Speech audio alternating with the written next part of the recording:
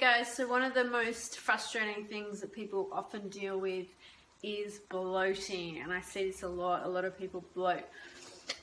There's a couple of things that cause bloating, and it's often perceived that it's the food that's causing the problem and the food that's causing the bloating, but that's not actually the thing that's the underlying issue. One of the underlying issues is stomach acid, or not producing enough stomach acid and producing enough digestive enzymes to actually break your food down.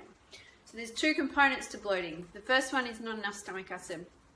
We have stomach acid that's really acidic. It's about pH of 2, which is about the acidity of carboxylic acid. And we really need this to churn our food up, as well as allow enzymes, it triggers enzymes to be released into the small intestine, as well as bile, which breaks down fat.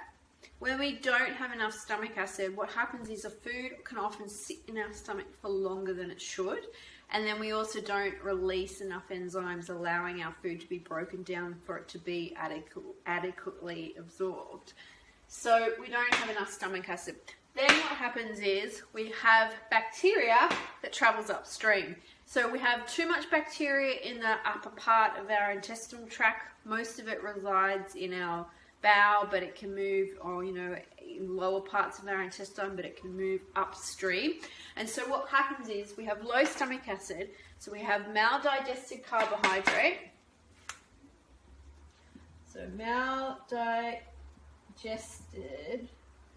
CHO, which stands for carbohydrate, plus low stomach acid, or it should be the other way around, equals gas.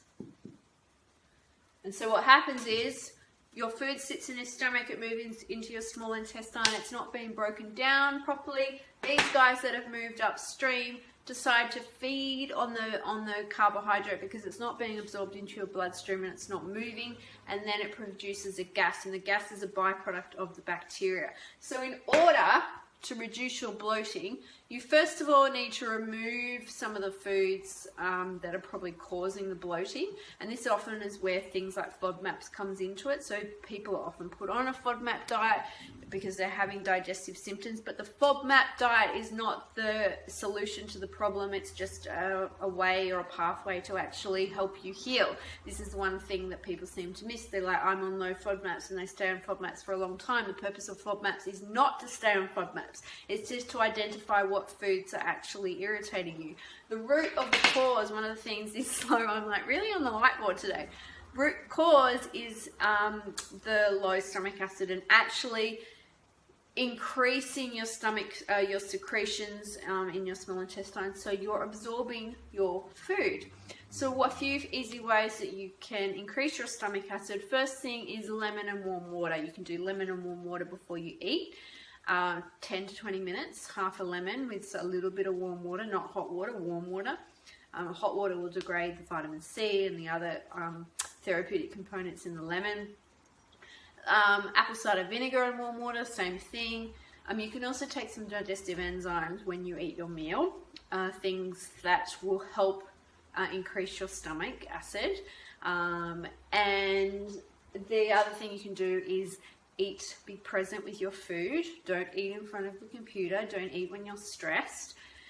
Take a few deep breaths before you breathe, and this will actually calm your nervous system down and allow your body to feel like it's safe to actually digest your food, because when you're in a stressed state, digestion is not a priority, and blood flow is actually circulated more to our limbs because we're in a primal, a traditional state of our primal brain goes into I've got to run away from something that's usually a lion, a tiger, or bear. The problem is our brains are still built like they were thousands of years ago, and it hasn't adapted to the fact that most of us don't have lions or tigers or bears to run away from.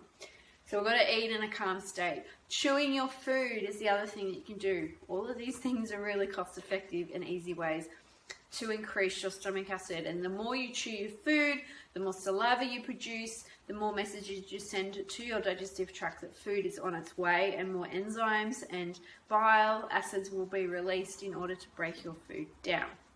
This will help with the bloating. I hope that helps. If anyone has any questions, please comment below, please like it, please share it with anyone that you know is suffering from bloating and really struggling with their digestion. And I'll see you guys next time.